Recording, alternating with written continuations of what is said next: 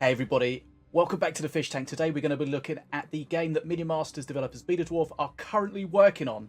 Now previously it was called Project Haven, then it became Project F4E, but now it has an official name, and that is Vaultbreakers. So they've dropped a new trailer for this to officially reveal the name of the game. So if you've been following along, this is a PvE, PvEVP, ARPG, something like that. Lots of keywords, lots of buzz about it. But we'll just have a quick look at the trailer, and then I think we'll just have a little dip in and see, maybe meet the characters, because I think the characters have been fleshed out a little bit, and then maybe in a future video we'll have a look at some gameplay. So if you're familiar with the Minion Masters universe, then a lot of the artwork will seem familiar. And of course, a lot of the actual people, the units, will seem familiar as well, because we'll see a lot of familiar faces. So you're going to be, this is kind of an extraction game, so PvEVP, so against the environment, the computer, and against other players as well. You're going to go in, you're going to fight in this extraction game, so you've got to try to fight your way out, and then also whether you get out or not depends on whether you keep the stuff that you get. So the idea is to get in, get some loot, get back out. There's loads of quests and storylines, characters, all that kind of good stuff. So there's a lot to go through. And here we go. Vaultbreakers. So, where are we at the moment with regards to Vaultbreakers? Well, we are on a playtest. So it's kind of an open playtest, I guess. But you have to go grab your key from vaultbreakers.com if you want to. Now, today is the 6th, so I think the playtest finishes on the 7th, which is, if you did the maths, it's tomorrow. So not too long left of the playtest, but if you want to get in and check it out, you can do. And of course, there'll be future playtests as we're going on. The game's not launched yet. It is early access. I don't know if it's alpha or beta, but it's getting closer to release. And of course, now we have a proper name. So it'll be interesting to see if you followed along with our previous videos of this. You'll see how the game has changed quite a lot. Because remember, back in the Project Haven days, it was a purely PvE game. Player, co-op players, friendshipping against the computer. And then they changed it to be PvP and extraction, which some people liked, some people didn't. But, you know, genres are not for everyone. But the devs are doing what they think is best for the game. So we're going to dip in and have a look at where we're at the moment with the game. So we've got 4 servers. So servers all over the world, depending on where you're at. Europe West, USA Central, South American East, and Asia Southeast. So I imagine you have to be on the same server as a friend if you want to play with them. And ideally, you want it to be a low ping. Right. So let's load in and have a little look. As I mentioned, we are somewhat familiar with what we're going to see because we have done the tests before, including the fairly recent Project F4E, which you will have seen on my channel before. Now, F4E proposed, it was standing for friendshipping for everyone, something like that. A little bit cringe, but also, you know, friendshipping is nice. Right, what do we see? So, WASD is the movement. Some people like click to move, some people like WASD. At the moment, it is WASD. So you're moving around, and then you'll see at the bottom there we also have our keybinds for our different abilities. We'll look at the characters and the abilities in a minute. So we've got Q as a keybind, we've got space, we've got... Okay, so left click is your standard attack, right click is your power attack, if you like. Q is ability 1, space is ability 2, and R is ability 3. Now, from what I can remember, you can change these key bindings. So if you prefer other keys, if you're on a controller, I don't know if controller is... Gamepad seems to be supported. And if you've got like mouse buttons, stuff like that, then of course you can put all of your settings as you wish. Always nice to have that. Now, we're running on beautiful settings. See how that works out. Right, so this is kind of the like the tavern kind of thing where you load into at the start. You've got the quest givers, You've got the merchants that I think you have to, as we did before with the previous playtest. And one thing to mention, the way the playtests work is every time you do a new playtest, you're effectively starting on a brand new account. Your previous progress is wiped. So if you've done progresses, if you've played before, then you won't have anything to start with. But I think that makes sense because a lot of stuff gets changed and you've got to start again and figure it all out. But of course, if you're familiar with Minion Masters, and a lot of people on my channel will be, you'll be familiar with not only the artwork, but a lot of the familiar faces. We've got Milloween here. We've got Goldbelly, who is... oh, I forgot that guy's name. Someone tell me in the comments. It'll come to me in a second. We've got Laylal over here, some various other people. And, of course, just the general artwork, of course. That's really going to bother me. What's that chap's name? It's an absolute hole in my brain. Right, so we've got some quests and stuff to start with. At the top, we've got characters, challenges, storage, artifacts that we'll unlock as we go, perks, collection, that's emotes and stuff, social and party. Right, so one thing I wanted to do is have a look at the characters because I believe they have fleshed them out. And let's see. Right, so as we've had before, we've got 5 effective characters. One of them is currently locked, which you can unlock it, just go by wishlist in the game on Steam, so that's easy enough to do. And now there is 8 spots in there, so more heroes to come in the future. 1 second. So if we remind ourselves, we've got these would have had sort of generic names. Now they're fleshed out into a proper character. So, Bjornir, he was the Frost Guard, I think.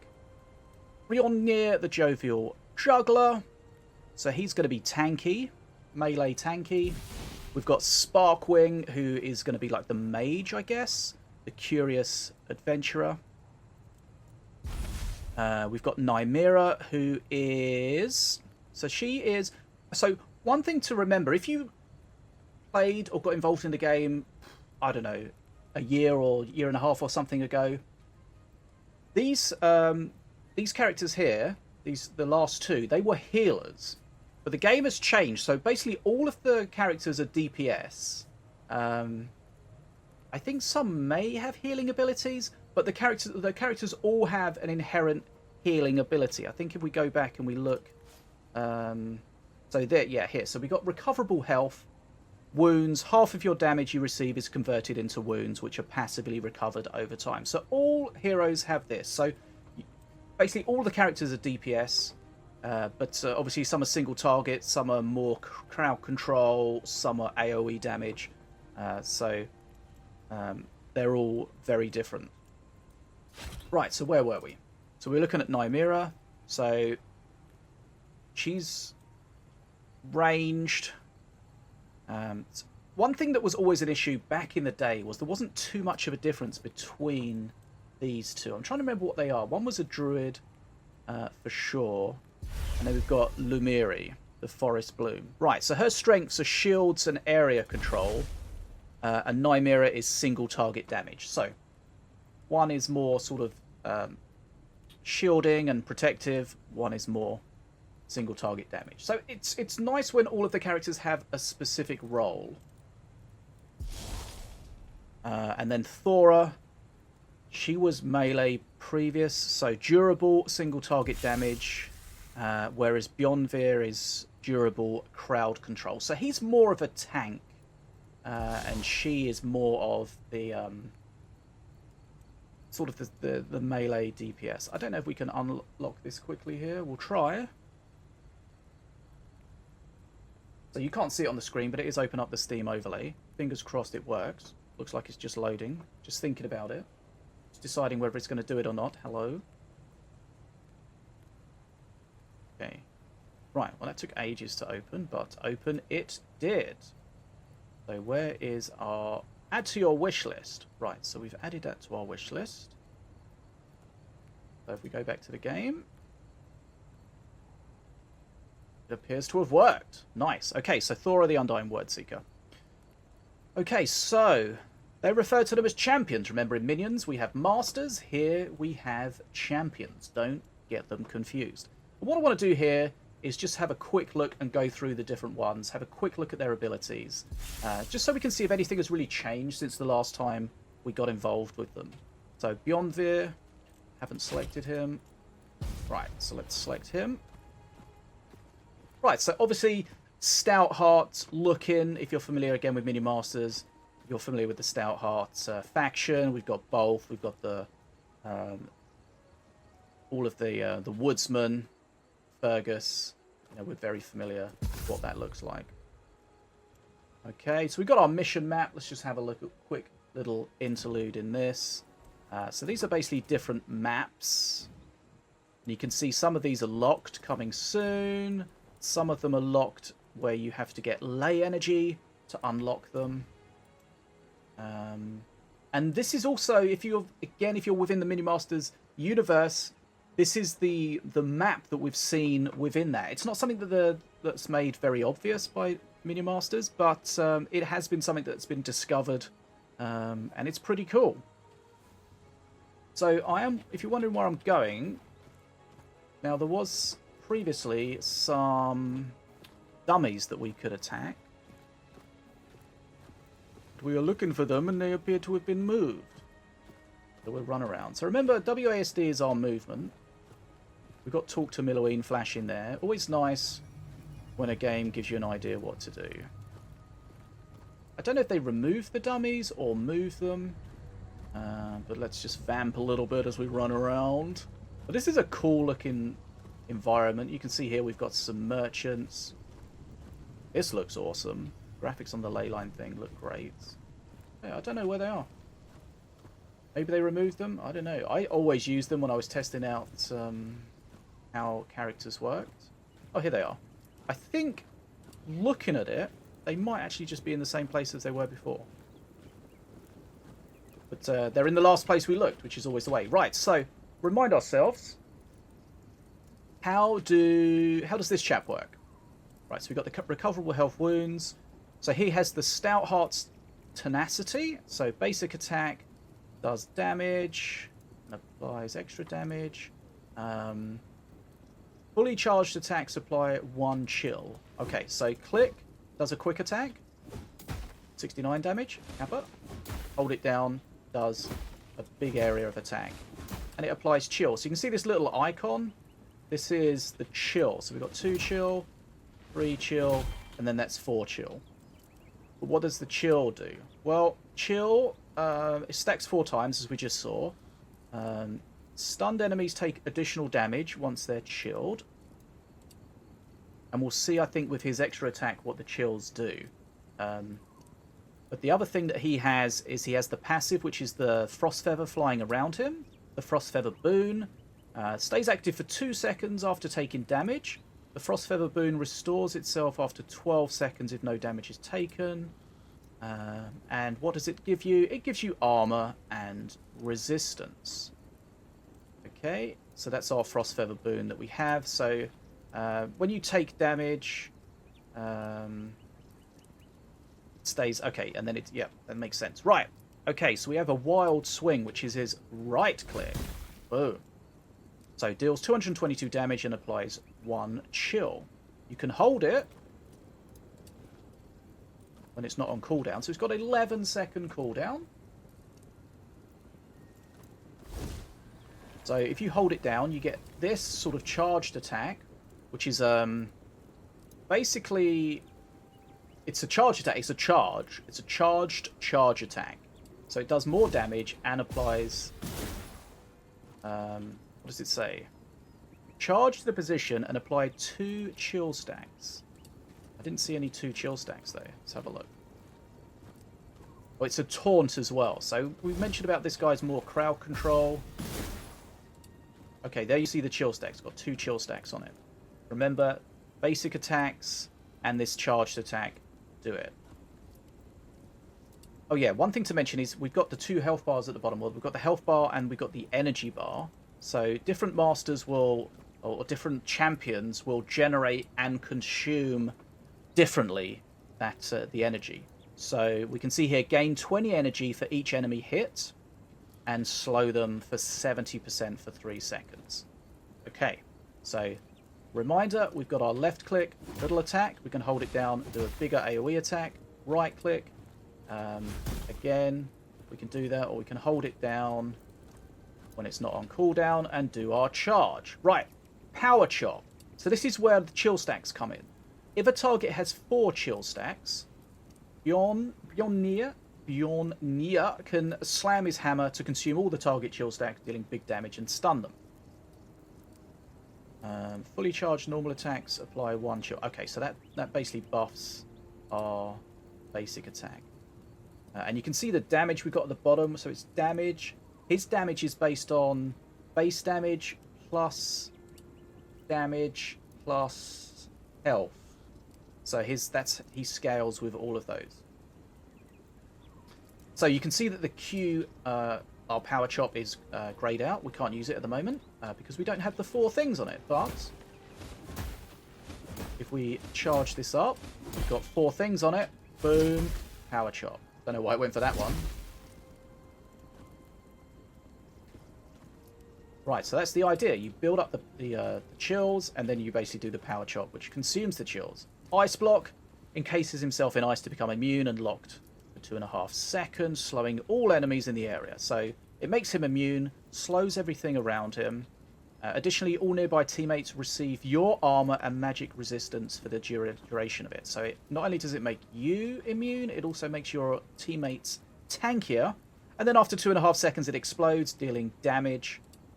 Dealing 100 magic damage and up to an additional 200 magic damage to nearby enemies, depending on time spent inside. Okay, so I think that's the time you spend inside. The longer you are inside, the more damage it does, because you can cancel it, if I remember correctly, should you wish to. And on explosion, gain 20 energy per target hit. So with regards to the energy, we've seen that we can gain energy from the wild swing. I think it's only the fully charged one, is it? Have a look. Gain 20 energy for each enemy hit and slow them. No, we don't seem to be gaining any energy there. Maybe we've already got enough. I don't know. So the ice block is our space. Okay. So what happens? The reason it popped out immediately there is as soon as you move, it cancels it. I think that's what happens. I was trying to see if I could move around with it. I think as soon as it moves, it cancels it. And then we have the Frost Feather Flyby, which is kind of our ultimate, if you like, heroic. I'm not sure how they refer to it in this game. So create a field of cold for 3 seconds, slowing all enemies within by 40%, spawn 15 Frost Feathers and additional Frost Feathers for each 10 energy. So this is going to consume our energy. Our boon is refreshed. Enemies hit by Frost Feathers take damage and are slowed. They each get a chill effect. At 5 chill stacks, the enemies are stunned. So each hit applies chill. Remember that we got 15 of them or something. Let's try this. Okay, so this is their ability here. Okay, you can see quite a lot of damage, quite a lot of chill. There might be a cooldown on the chill. That's why they didn't get maxed out. But remember, once we got the chill up to 4, we can do the big one. Okay, so this has a 40-second cooldown. So it's powerful. You can't use it too often. Can we use it when we don't have any energy? Let's find out. It doesn't say it costs energy. It just says you get extra Frost Feathers for extra energy you spend. And you can see the damage is also scaling with health, with armor, and with whatever that other one is. We'll probably find out if we look at our character screens somehow.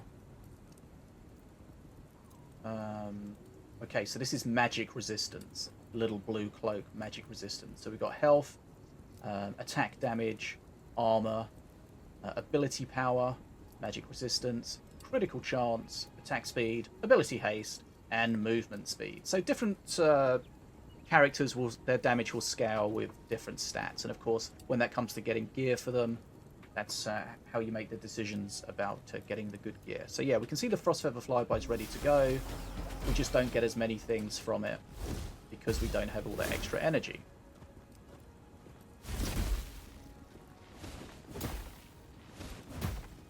Not entirely sure how we are generating this energy, because we're not getting any from that.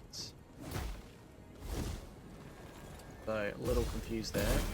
Okay, so that generates energy. Okay, so energy is only... Oh no, that does make sense. So it's only this attack. The right-click, spinny attack. That's the only one that generates energy. Standard one does not. Right, and the more things you hit, the more things you generate. Right, okay, so he's definitely someone we've played a lot in the past. So he's quite simple. Let's just go through the rest of them, just to see if anything's changed, just to remind ourselves. So, the mage character here, Sparkwing, area damage and mobility. So we've got the recoverable health, volatile dynamic. Each ability or basic attack that hits a target applies zap. So remember with the previous chap, we were applying chill. This guy applies zaps. So we've got a little zap icon there. If reapplied, it generates 5 energy. We're attacking something that's got zap on. You can see our energy is going up. So that's our left click. Our right click, Power Vortex, 8-second cooldown. Create an area that explodes after 1 second, dealing 200 magic damage. If it hits targets with zap, it generates an additional 20 energy. Okay, so we want to like zap stuff, and then we hit them with this, and then we get a bunch of energy. So it's all about kind of figuring out the best way to use your abilities in rotation to get the most sort of damage, the most energy, and stuff like that. So the right click, this doesn't have any sort of, like the previous chap had the sort of the double right click where you could do a swing or hold it down and do a charge. This is just a basic one only thing. Right, Q is a zap bang, throw a projectile that explodes in a cone. When it hits an enemy, deals 150 damage. Hitting targets with zap will stun them. So you can see again here. That go through them? Okay. It's very long range, you can see.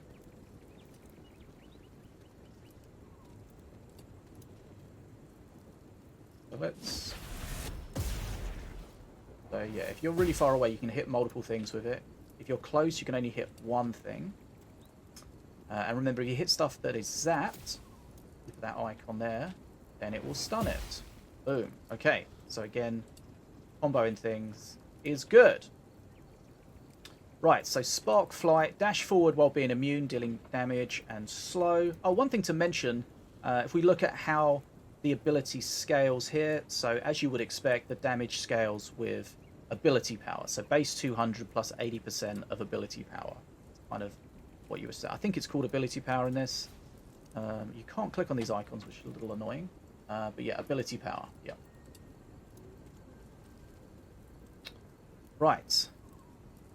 So ability power slows all enemies in a line. Each target with zap reduce. Okay, so again, if you hit things that have got zap on, you get a benefit. In this case, it's the benefit of a reduced cooldown. And then this is going to be the consumer, I imagine, of our energy, which is our sort of heroic ability. Every 18 seconds, spawn 3 circuit orbs and an additional circuit orb for each 25 energy you spend. Okay, so these orbs will spin around you for 15 seconds. If they hit an enemy, it explodes, dealing damage. So it's another thing that you have to be careful with your movement, because you want to be making sure you hit things with that. So again, we are doing everything we can to generate as much energy as possible. Remember, our basic attacks are generating energy if they're on something that is zapped. 5 energy per hit. He attacks quite quickly as well. He or she or they, it attacks quite quickly. So you can generate energy pretty quickly, and then you'll consume them with your R. And then it's just about making sure they hit things. Right. Each ability or basic attack applies it. Okay, so it's each ability or basic attack applies it. Applies the zap. Right, okay, so there's the mage. Obviously long range, heavy damage, AoE as well. Right, next up we have Nymeria.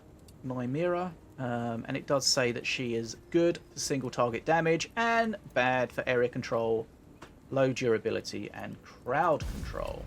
Right, so let's check her out. Obviously, she's got a big bow, so she's going to be ranged. Recoverable health, as always. Right, Avatar of the Moth Spirit. Is this the same? Each ability that hits a target applies the Moth Mark. The basic attack is not an ability, just double checking. Each ability that hits a target applies a Moth Mark, which stacks up to 5 times and lasts 8 seconds. Applying a new Moth Mark will refresh the stack. For each Moth Mark a target has, basic attacks deal an additional amount of damage, scaling with attack power or magic damage, which may be the same thing, and generating energy. At 100 energy, spend it and spawn 2 flowers. They last for 12 seconds. If a flower is picked up by a friendly unit, it gives a stacking 30% attack speed for 7 seconds. So I guess you can pick that up yourself, or your teammates can pick it up.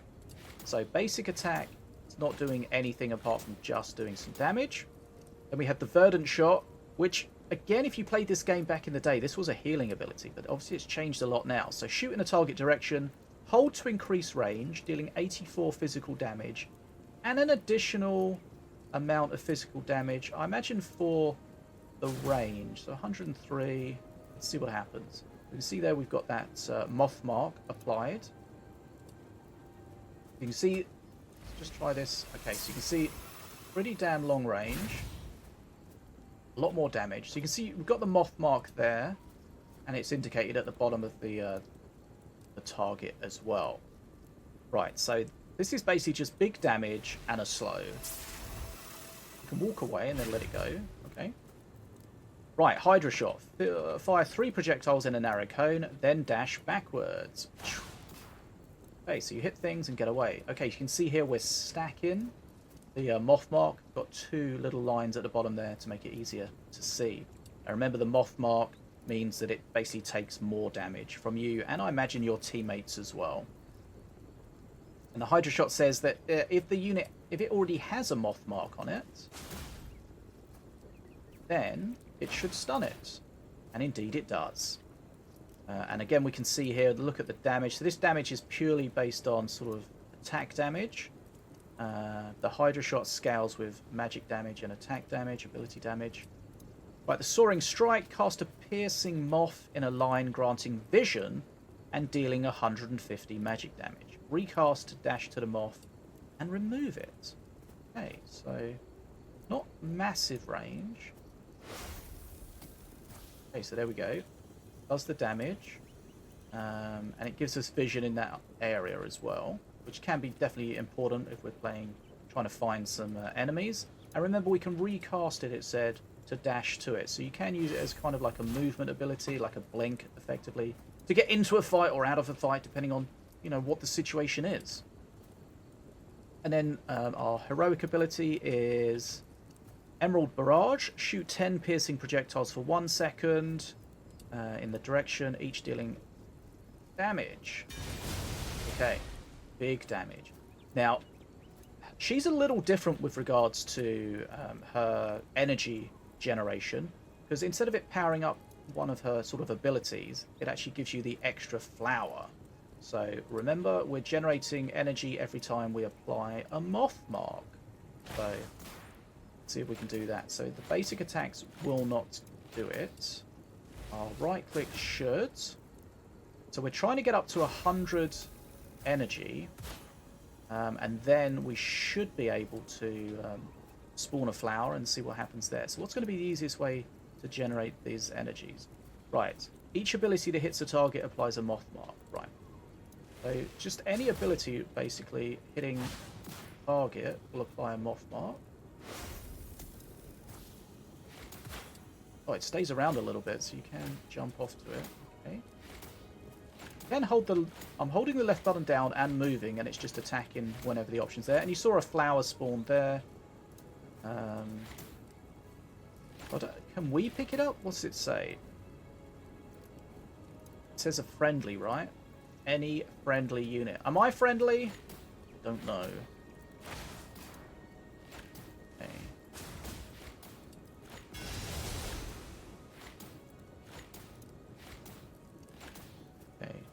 Yes, I am friendly.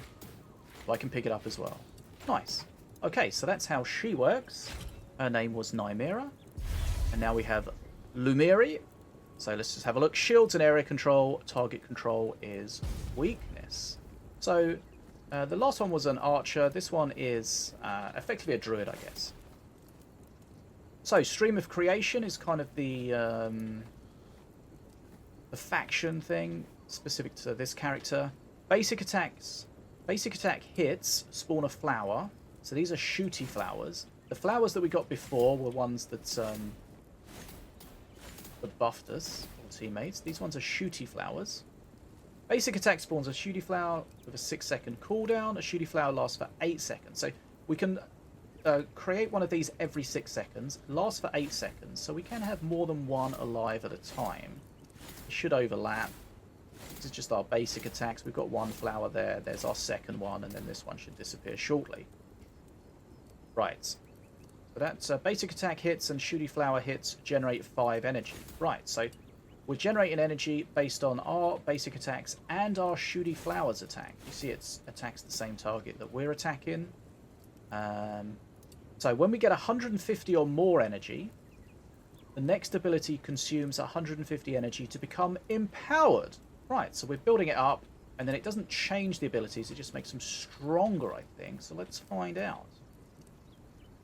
So, piercing overgrowth, cast a wave that knocks back and does damage, and then giving yourself and any ally hit a shield for 2 seconds. Right, and that knocks back. You don't knock back the dummies, of course. Nearby shooty flowers shoot the first enemy hit. Spawn a shooty flower per shooty flower hit. So, the idea is to get shooty flowers up, and then to hit the shooty flower as well as the enemy, and get more shooty flowers. Sounds good. And remember, if we empower it with the 150 energy, then the increased width is up by 50% and does more damage. Right, our Q is the root cage. Create an area that after a short delay applies root. Root on enemies. Deals 60 damage and spawns a shooty flower per enemy hit. Deals an additional 100 damage in the center. So you saw when we spawn it, there's a little extra circle in the center, which indicates where you're going to do extra damage. And then any nearby shooty flowers shoot the enemy's hit. If it's empowered, then it does an extra half second of root and bigger, 60% bigger area. So if we check that out, remember we have to have 150 energy or more. And then when we use it, it should be empowered, and this should be substantially bigger. Okay, we can see that the icons are glowing to indicate that they're empowered, and here we have the empowered root. Right, our next ability on our spacebar is the Floral Finesse. Every 12 seconds, dash in a target duration while being immune, and uproot any nearby shooty flower and place them around you. If it's empowered, do an explosion dealing 220 magic damage when arriving. Right, so see what happens. The shooty flower. Okay, so you basically grab all the shooty flowers, move them. Maybe it's a way of keeping your shooty flowers with you, moving them into the fight, because they, of course, only have a certain amount of range. And then our heroic, if you like, the bramble wall. Create a wall of brambles that lasts for 8 seconds. Enemies walking through it take 100 magic damage every second, and a root for 1 second. Any nearby shooty flowers shoot the nearest target. If it's empowered, it does an extra damage per tick, extra 100 damage per tick. Not sure how often it ticks. And the cooldown is increased by 20 seconds. Okay, so right, so that you can place this anywhere around you, all the way up until that. And of course, things like this are really useful in PvP if you try and get away or stop people trying to escape. Right, that's basically how she works. She spawns flowers, she generates energies from a basic attack. More energy equals empowered abilities. Right, so that's all I really wanted to go over for the characters, so we know a little bit about them. And you know, generally people have a kind of character they like to play. Some people like the melee, get in there, smash stuff up. Some people like the range. Some people like the zip zap or the zap zap zipping and all that kind of stuff. So, what are we at? 35 minutes. Wow. Okay. A lot of time went by. Maybe we'll do another video for the other bits. But hopefully that's giving you an idea of where the characters are at the moment. Okay, I just recorded the end of the video and I just realised I'm an idiot because we missed out Thora. So let's check out Thora before we go. So Thora, again, is melee, just like the first chap. But she is single target damage rather than a tank. So it doesn't have any taunt abilities, I don't think. But let's find out and see. Right, Zealous Onslaught. So each consecutive basic attack on the same target applies Fury Wounds. Right, you can see that stacking up there. Up to 5, it appears. Each stack increases your basic attack damage against the target by 10%. So you keep attacking it, 72, 79, 86, 94, 101, 108, etc., etc. When hitting a target with 5 stacks, you generate energy. Right, you can see our energy bar, and something just happened. We've gone angry. She's definitely changed in her look a lot since the last one. I like it. Right, at 200 energy, consume all to get enraged, gaining 30% crit for 7 seconds. Additionally, instantly heal your wounds equal to 5% of max health. Right, okay, so she has probably the best healing that we've seen. So additionally instantly heal your wounds equal to 5% of max health. So she can heal herself as she's attacking. So gains move speed per 1% health missing. So the less health you have, the faster you are. And her abilities can critical strike. So it says abilities, so not basic attacks, just abilities. Right, so that's just our basic left click. Our right click, tap to swing the axe in an arc, dealing 150 magic damage. Oh, sorry, I messed that up. It might have been okay, actually. I didn't hold it for too long. So swing, do 150 magic damage. She does have taunt. Interesting. Interesting. She does have a taunt ability. I thought she wouldn't, but she does. Right, you can see their taunt. And of course, taunt means that they are going to attack her as opposed to anything else. So that's a tanking ability to keep them off your squishy teammates. Because remember, you can play on your own or you can play up to teams of 3. The Rager Whirl can be held, which increases the area, but you take damage equal to 25% of your health as 100% recoverable wounds damage. Right, so you take a lot of damage, but you can regenerate it. So let's have a look. Okay, so we take big damage, but it is wound damage, which means that it will heal over time. And remember, we also have that heal ability where when we're hitting things with 5 stacks, we get the energy, and when we get the energy, we heal ourselves. Right, so that's kind of cool. She has built-in heal, but she also has like a sort of self-damage as well. So that needs to be balanced appropriately. Nice, okay. So basic attack, or if you do the big attack, then it does the self-damage. Nice. And there are other ways to heal in the game. There are health pots and healing items and stuff like that. But we're just looking at the basic mechanics of the characters. Right, Swift Favor is the Q. Take damage equal... I don't know why this keeps disappearing. I feel like this used to do this as well. Let's read it quickly. It deals damage, makes you move fast. Oh, okay. Deals damage, makes you move fast, and the next attacks generate more energy or something like that. Okay. But you take damage, but it buffs you, basically. Take damage, but it buffs you. Rage Spin. Spin around while dealing 110 damage per second. Or being immune. Hitting a new target who has Fury Wound stack increases the duration. Okay, so she can put out a lot of damage. And her ult, the Earthquake, slam the ground, dealing 125 magic damage. Slow for 0.3 seconds to all enemies. Not very long, but a big 75% slow. Heal wounds equal to 8% of max health if an enemy is hit. So another way of healing herself. Earthquake can be recast 2 times within 8 seconds. If all 3 Earthquakes deal damage, deal 200 energy. Have a look. Well, of course, once you get that 200 energy, it then furies you. So you basically want to try to keep being as furied as much as possible, right? And if you're doing a lot of it, then it looks like you can stay in your fury state.